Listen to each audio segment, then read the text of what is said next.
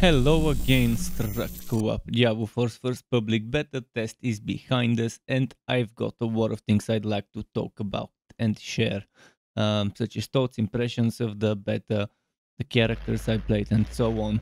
It is to be expected, there were both positive and negative things to discuss, and I'll start with the positives, but also squeeze in the negatives and as well as a short summary of both at the end if you want to put them kind of side by side. After talking about the beta in general, I also expressed my thoughts and feelings about playing each of the classes, but not in that video. I'll be uploading separate videos for each of the classes just to keep things contained and to avoid this video getting extremely long, which it still will be kind of very long because there's a lot of things to cover. So there will be 4 videos to start, and eventually maybe 2 more once the second beta test is over, when I've played the Necro and the Druid. So please keep in mind that this, I need to stress this is not a review, as what we played was not the full and final product, and it would be silly to, in brackets, review the game just based on playing up to level 25 and the beta. For example, one would not review a restaurant's dish or meal by only tasting the spices without even having a whiff of the core ingredients. So buckle up, struck up. I hope you enjoyed the video and let's go. I will start with my general experiences summary. Overall, I had fun in the beta and was happy to have a glimpse at what the Sorcerer, Rogue and Barbarian classes feel like to play in the first act. I also enjoyed having the whole Fractured Peaks area to explore, with every side quest, dungeon, cellar, etc. left there for us to find and experience. There are also quite a few things I did not enjoy, some more than others, that hopefully will be different at launch. While my experience was mostly positive, it was almost a 50-50% ratio roughly of how many things I did and did not enjoy. Let's go through all the things that left a positive impression on me that I can think of, and some of those left a positive and negative impression at the same time. And at the end, I'll try to squeeze in the ones that left a negative impression. Aesthetics and world building is something that probably many of you may not have expected me to talk about, but yes, I'd start with this. In terms of world building and capturing aesthetically a vibe that fits the game, I'm one of the people that agrees with the statement that Blizzard did a good job. Some people say it looks like Diablo 3 with darker covers, but to me it is completely bullshit. They've done a great job at trying to take the darkness of Diablo 2 and add it into a modern engine with visuals much better than Diablo 3, mind you. They also took Diablo 3's fast-paced, high-octane combat and to a certain degree added it to Diablo 4. It starts off slow though, because, I mean, in the low levels you can't expect the high pacing of endgame Diablo 3, but eventually it gets probably pretty close to Diablo 3's fast-paced, maybe a little bit less. We'll see how that is once we play endgame. There are tombs filled with undead, demon-filled areas, and that portray a hellscape scenery akin to those in the FPS horror game Scorn, or as I like to call such visuals, pleasantly disgusting visuals. We have areas that look similar to the Diablo 2 Act 1 areas leading up to Andaria, with those maze-like structures filled with many rooms and many rooms to get past, which some will also recognize from Diablo 3. There are plenty of dungeons of all kinds with various enemies to explore, but the end of dungeon bosses where such existed do seem to be kind of repeating themselves in a few of the dungeons I've tried in Fractured Peaks. Of course, a lot of areas from Diablo 2 and Diablo 3, they tried to recreate and try to keep them as close to what players know as possible so that you can feel that nostalgia when playing the game. Fractured Peaks is definitely capturing that snowy, mountainous, harsh and cold weather vibe in a great way, and the inhabitants the developers have filled it with do fit nicely. Goatmen, skeletons, ghost/spirits, evil demonic cultists, fallen, succubi, and other minor demons, vampires of various types, and so on. Many of those we know from the previous Diablo games and have been redesigned, reimagined into what I think was a positive way. Some of the bosses are really cool looking, while others are kind of meh, but still not bad. This might just be based on my own preference of what I imagine certain creatures / enemies um, should look like, but it's not something that impacts my experience at all. The thing that could impact a person's experience is that they might find themselves needing to switch up their builds to better fit fighting a certain boss, but the respect costs apparently will be getting very unreasonable at higher levels, up until level 25. But they felt nice at level 25, and I'll talk about this in detail further down this post. Regarding the story and quest design, there isn't as much to say because I only played the beta and I tried to avoid the story of the game to prevent spoilers to anyone watching my streams, but there were bugs that preventing me from skipping at some points that got fixed every time I went back to character selection and rerolled it into the game. And the cinematics and story bits I've seen before the beta, which were shared from Blizzard in official videos, and the ones I called glimpses of during the beta, were all top tier. But Blizzard cinematics and story game has always been strong, so this was expected. Now, what I felt was a negative experience was what happens in between the story beats and cutscenes, and especially in the way certain main story quests were designed. Many of the main and especially side quests were so awful that it ruins the whole leveling up experience. Big time. The vast majority of those are menial, boring tasks that feel like a chore to do and like something that came out of an early 2000s MMORPG.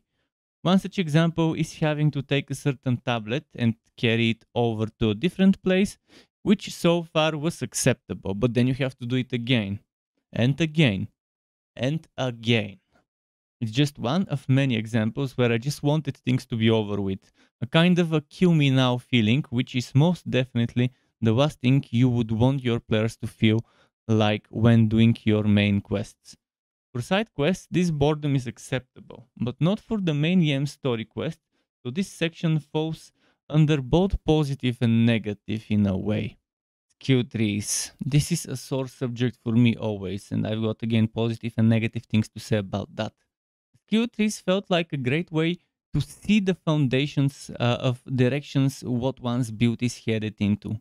Each class has a reasonable amount of basic skills to pick from, plus some core skills / resource spenders to invest into. There's also various categories of other skills that will either be spammable spenders, spenders that have a duration, like Hydra that can only be summoned one at a time unless you have an aspect that gives you one more, that there's no point to spam such skills, for example, because there's duration, no reason to spam it, even though it's a spender and costs resource. There's cooldown skills such as buffs, debuffs, mobility skills, area control skills, and so on, or the ultimate skills that you can only pick one of. At the end of each skill tree, there are the key passives that are like a final capstone, build-defining skill that you have to pick one of. We didn't have access to those in the beta due to lack of skill points. Every active skill has one first upgrade plus two different second upgrades to choose from that, and you choose one from those second upgrades that enhance those skills in different ways. So you get the skill, you get the first enhancement, and then you pick one of two. The passive skills talents are more than enough to complement any combination of active skills you pick, and some of them are good for any build, while others are obviously meant to be synergies for specific skills, like the obvious lightning or fire or ice related passives on the sorcerer tree that you definitely would want to pick if you're going for the specific element those correspond to. The skill trees might seem very basic and small to some, but we have to keep in mind that Blizzard themselves said they don't want the game to be all about the skills you pick, but rather the gear you take to complement those skills. In this beta, there were over 100 different legendary aspects to pick and use on your items to define your build. The Codex of Power listed 114. The previous close beta footage / leaks have revealed 118 at the time. I've also noticed that I'm getting aspects from drops that aren't even listed on the Codex of Power UI. So they either never will be there and will be drop only, or Blizzard just hasn't finished adding them or added them in the first place, the dungeons that those are supposed to be earned from, and to meet it, those items from the Codex of Power for that one reason, because they haven't finished those dungeons associated with them. With over 150 dungeons being the official number I've heard, I can guess we'll most likely have over 150 aspects. What people did not have access to in the public beta was the Paragon boards, which is, in a nutshell, pretty much taking Path of Exile skill tree and chopping it into smaller bits / clusters, then letting people pick the boards with passive stats and skill / mechanics they want for their build, then connecting them like pieces of a puzzle. This will be what I personally consider the real skill tree that people who think the actual skill tree is too small or pointless or not enough would enjoy. While the skill tree is the starting point, after hitting level 50, players will earn Paragon points, which are 4 per level for 200 total at level 100, plus some from Renown, so 200 and something Paragon points. That will be spent to grant them various bonuses based on the route the boards they pick, the route they take to connect those, and the glyphs they put in the socket / holes on those boards, plus the clusters they take and boost with glyphs. I sincerely hope there's no respec cost for the Paragon boards, as a lot of experimentation will be needed to figure out what works well with various builds. Next up, another sore subject for me, skill Respecs. In terms of respecting your skill trees up until level 25, and at that level it was pretty good and reasonable, but I've heard that in the endgame closed beta, the costs were so bad that you'd just give up on attempting a full respec to try a new build. Even the devs themselves said in an interview that it might be better to level up a new character of the same class than to pay millions of gold for a full respec. I wholeheartedly hope they would listen to reason and not design the game so that the very few % of purists would be happy with the lack of major quality of life, which is the accessible and easy Respecs. With accessible Respecs, one can experiment more and not be discouraged to play the cookie cutter meta builds that work best. If they really want to encourage experimentation and switching things up to take advantage of the build diversity, then it makes zero sense to have high respec costs on top of the high experience rates and being forced to redo it every 3 months. Now let's talk about XP rates and seasons, because they're connected in a way. In the beta up until level 25, the pacing and XP rates were good, as that was expected. We've known from the devs themselves and from beta rumors / leaks that reaching around level 50-ish will be reasonably fast, but that the levels after that on the way to 100 will be a slow grind. The total estimated time from level 1 to 100 is set to be between 150 to 180 hours for an average player.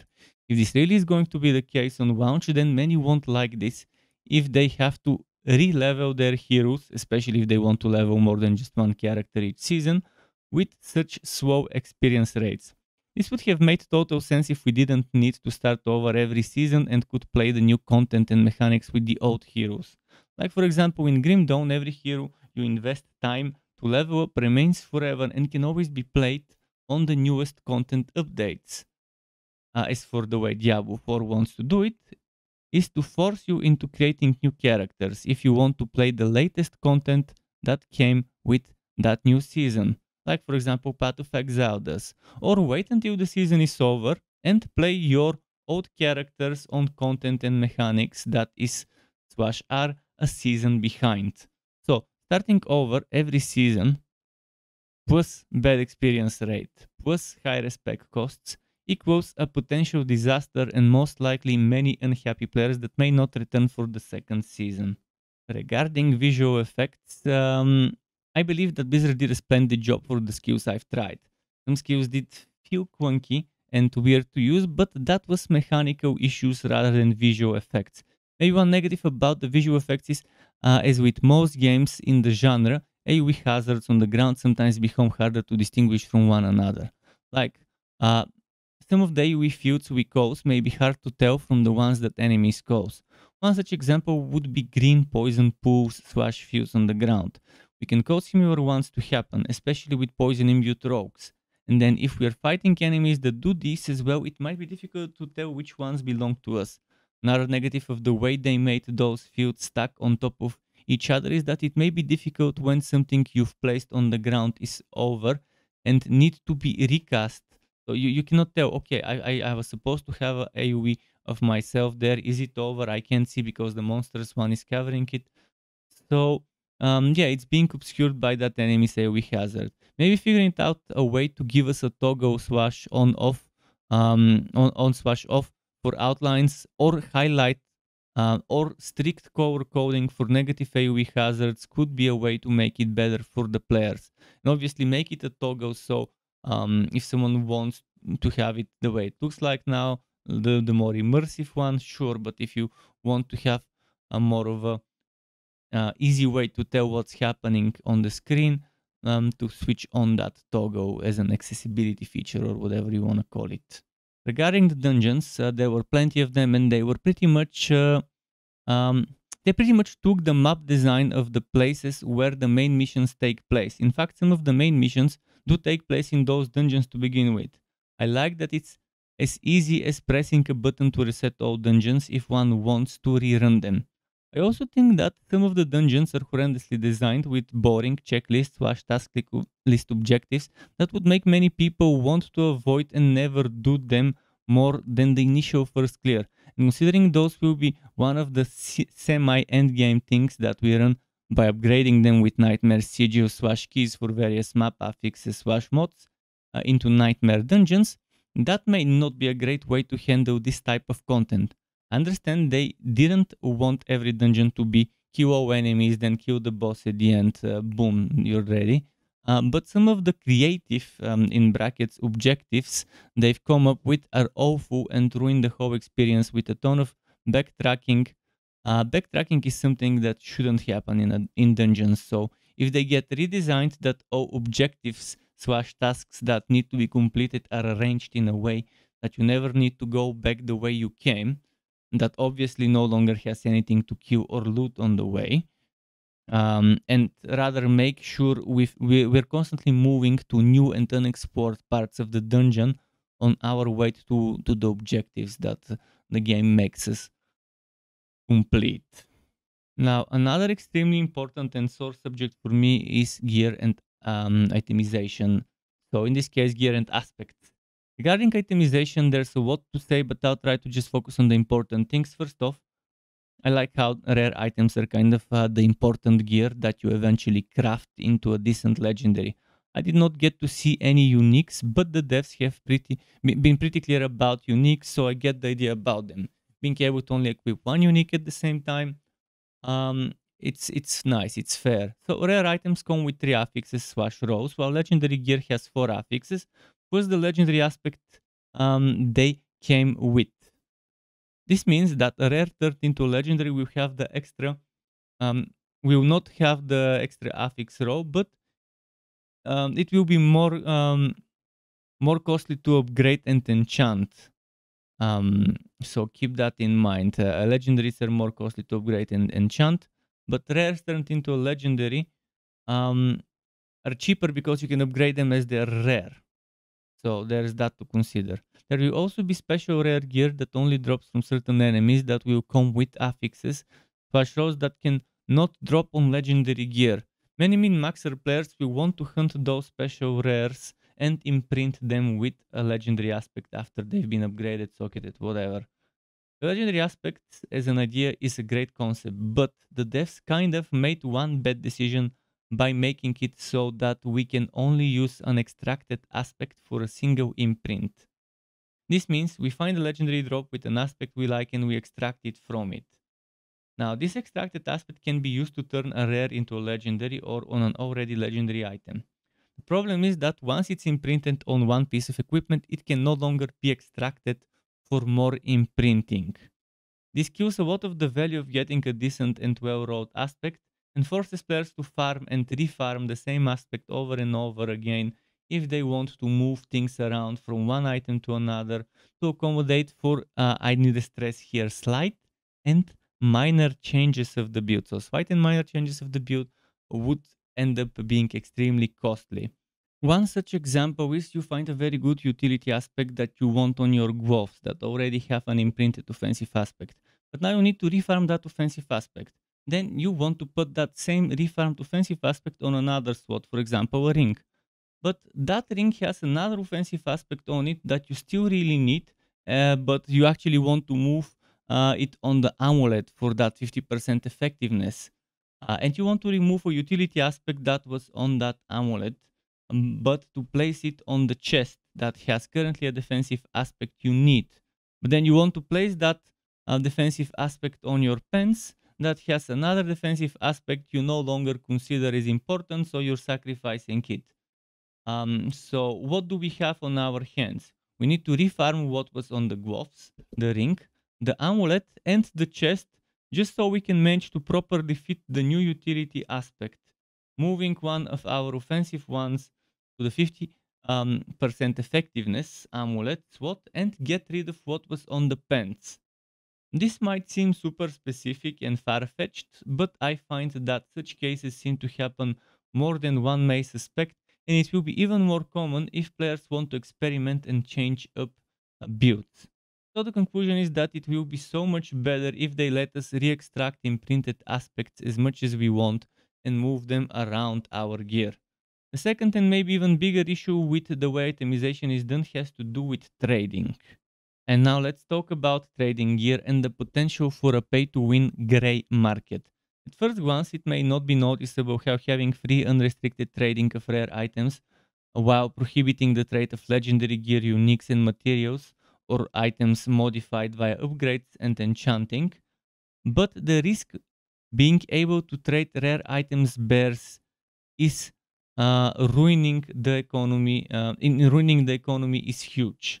As I mentioned earlier, there will be special rare items with affixes that only come on that gear obtained from specific enemies. That would mean many people would be willing to pay real money to others to trade them those items, and obviously there will always be people willing to sell such gear and make a quick buck. Other cases would be getting an incredibly well-rolled rare item that would be a very sought after base to use for crafting. People will want to buy that base and save time so they can upgrade and re-roll it, then imprint an aspect on it. So as long as there will be people willing to pay to save time and not farm gear themselves, there will be those selling such sought after gear. I love trading in games, but the way people abuse it to trade for real money ruins it for many games. There are ways to deal with it, like removing trading of rares or doing it the way it's done in Diablo 3, but I doubt Blizzard would bother making the very vocal people who want to make real money from playing the game and have been asking for trading all along unhappy. And even Diablo 3's trading system can be abused by selling gear boosting and carrying a farm run to let the client vote what they need as you run maps. But at least they gotta get lucky to get what they need, so no guarantee there. Now, when it comes to crafting, enchanting, upgrading, socketing, and imprinting, I'm not going to talk about imprinting because we already talked about it, and I will even have a guide on that separate one. But as systems, enchanting, upgrading, and socketing gear are something I love seeing in games. It adds an extra layer to consider when making one's build, and it also serves as a good thing for gold and materials. I'm mostly happy with the systems, with some concerns and some things I wish were done in a better and less limiting way. Already talked about the imprinting. So yeah, let's talk about the rest. Enchanting is pretty much Diablo's 4 system of re-rolling affixes. Take an item you like, but think could use some changes in the affixes / rows, and pay coins and resources to change things up. The biggest problem I have with it is that you can only reroll one affix slot on an item, and not all of them, which is super annoying, limiting and silly. On top of that, in the beta test it was extremely expensive for a level 25 character to make use of enchanting due to high gold cost involved, which applies to all 4 crafting systems at level 25, stressing at level 25. Now, those 4 crafting systems, it's most likely not balanced in a way that expects level 25 characters to do serious min-maxing, as we'll be replacing our gear every 4, 5, 6 levels as we do the main story and progress on our way to endgame and level 50. Every 30-60 minutes we'll probably be getting new better items, so we're most likely not going to bother with those systems until reaching the endgame gear grind.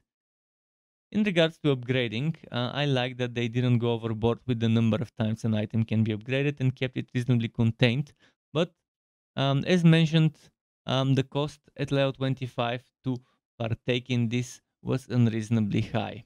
I've noticed that some of the items required for the higher grades of upgrade seem to be only obtained by world bosses, so hopefully there's other ways to get those. I'll talk about world bosses in the next segment/section. Socketing is also pretty straightforward, and the way you upgrade gems is similar to Diablo 2, except no heraldry cube is involved and you just visit the right NPC. You can also add sockets to items up to the maximum number of sockets for that specific gear type/SWAT. The problems I saw here were um, as with upgrading, that opening the sockets past the first one required materials that might only be obtained from world bosses, which I hope is not the case, as well as the high cost at level 25. Now, regarding world bosses, I really enjoyed the world boss fights. I participated in the first two of the 4 total during the first beta weekend.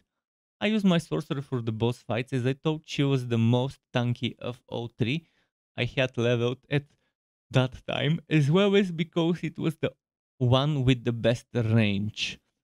It was fun to manage my cooldown and cooldowns and to stay far enough to not get hit by a shovel, but also close enough to still be able to hit with my spells and cast hydras for extra DPS.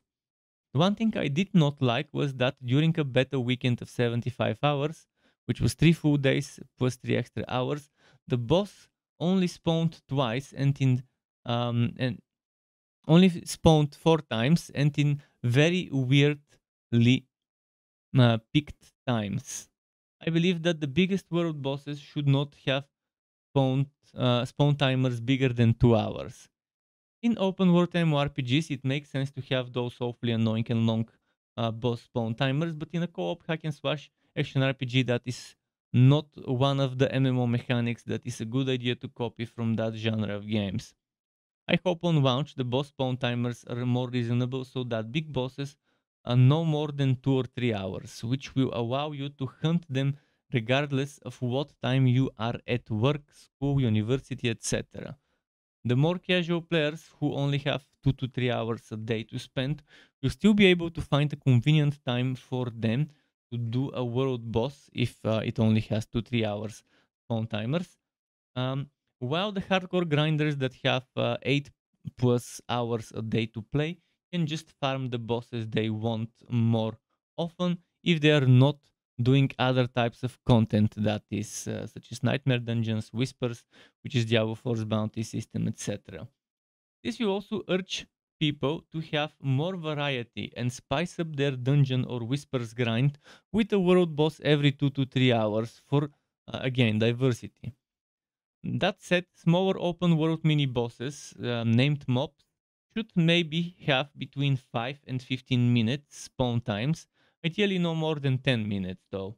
Random world open world events. So I enjoyed seeing random events in the open world as I was progressing my story or main quest, or simply while moving from point A to point B on the map. The thing I noticed, however, is they are very repetitive in the way that they seem to just be timed and reappear every X minutes in the same spot. What could make it much better is to make them event chains similar to Guild Wars 2. Events that are connected, and if you complete or fail one, you trigger a reaction elsewhere on the map that progresses that chain in a different direction. You fail to defend the ambushed caravan? Well, too bad. Now there is no need for you to help. Now there is new need for you to help defend a minor outpost, as they didn't get the shipment of weapons and armor they were going to. How to defend that outpost? Well, now it's no longer an outpost as it was overrun by monsters and you need to retake it. This is just an example of how it could be done to make it a little more impactful and exciting to the event. So there's many ways one event could lead to another based on how you performed during it, and that could change things on the world in that area. And there could be massive event change that could maybe lead up to a early boss spawn of a world boss or something like that. And something I wasn't planning on talking about, but decided in the last moment to include co-op and crossplay. I've grouped up with a person from North America East to level up out together, and I'm by the way on Eastern Europe. And as they were joining my party, I'd assume it connected them to my region's local server/node. The other person said that they experienced zero whack or rubber banding, and the only time there will be a delay was when we traded or when I dropped items on the ground for them to pick up. The trade UI will take a bit to appear, and the items I drop will also have a small delay. This may not have anything to do with the connection though, and it may just be how those things work regardless of region. I will have to test the same actions with someone from my region to confirm this. The co-op experience was smooth, actually as smooth as cutting through butter with a hot knife, and the best part was we can play with anyone without need to create a new character in a different region's server. Now, I need to mention a little bit about performance, visuals, connectivity. In terms of performance, I was still not using my Radeon 7900 XTX due to no stock availability of the power supply I want in my country.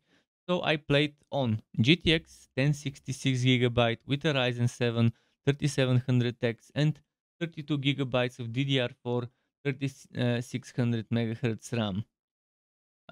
At 1080p and 16:9 aspect ratio in windowed mode. I had all settings to the lowest possible plus AMD FSR quality upscaling, and the performance was far from stable. Those specs meet the suggested minimum or recommended 10 for 1080p, which are as follows.